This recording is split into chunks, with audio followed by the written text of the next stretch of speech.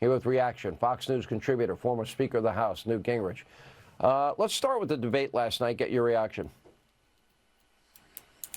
Well, I think it was a great moment for J.D. Vance. I thought he was remarkable.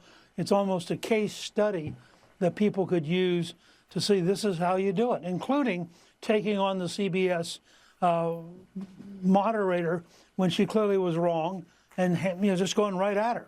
I mean, it was absolutely the right thing. He was friendly. He was personable. When it was appropriate, he used things out of his own family, his own background. I thought it was remarkable. And you watched Waltz, who really is not in the right league. I mean, Waltz shouldn't be out there. He's not a national player. He's not fast enough. He doesn't know enough. He's not confident enough. And I almost felt sorry for him because he'd been put in a position where, at one point, J.D. Vance said, you have a problem because you have to play whack-a-mole, because every time you turn around, something would come up where he'd have to somehow defend Kamala Harris. And I thought that J.D. won by such a big margin. I did a newsletter today at Gingrich 360, and I said, that a star is born. I mean, I think J.D. Vance now absolutely vindicates Donald Trump's instinct in picking him and represents the kind of clear, compassionate, but genuinely conservative and genuinely tough leader that we're going to need for the future. And I think it was an enormous victory for Trump and Vance last night.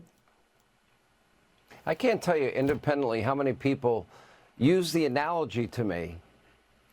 Elmer Fudd. I mean, he was just out of his league.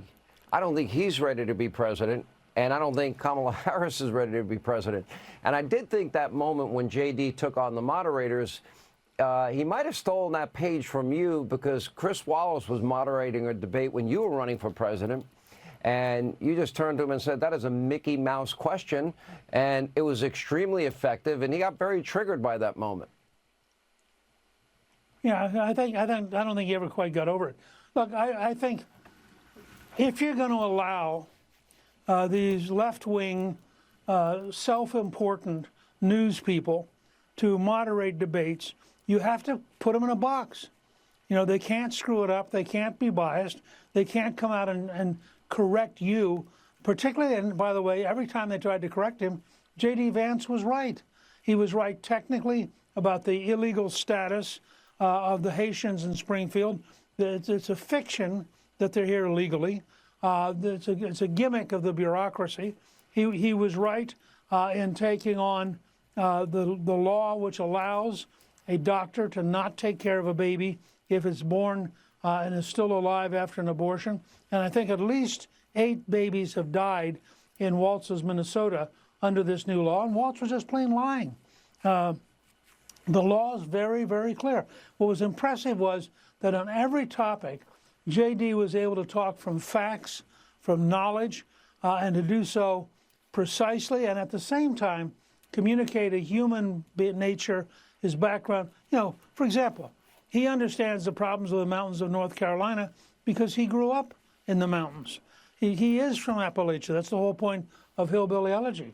And so I think he has a sensitivity to what it means to these small towns that are currently cut off, and where, frankly, the Biden-Harris administration has failed so badly that it should be a national scandal. What do you think of the state of the campaign right now? We have our pollsters coming up, a lot of good polls out for Donald Trump in the last 2 days. Your thoughts? Oh, I think Trump will if I tell everybody who asks me about this, make sure all your friends vote. If everybody votes who favors Donald Trump, he's going to win. His challenge is that he has a large, we've now reversed the 2 parties. We now have the challenge the Democrats used to have. The core base of Trump's support are people who are less likely to vote. So he's got to motivate them.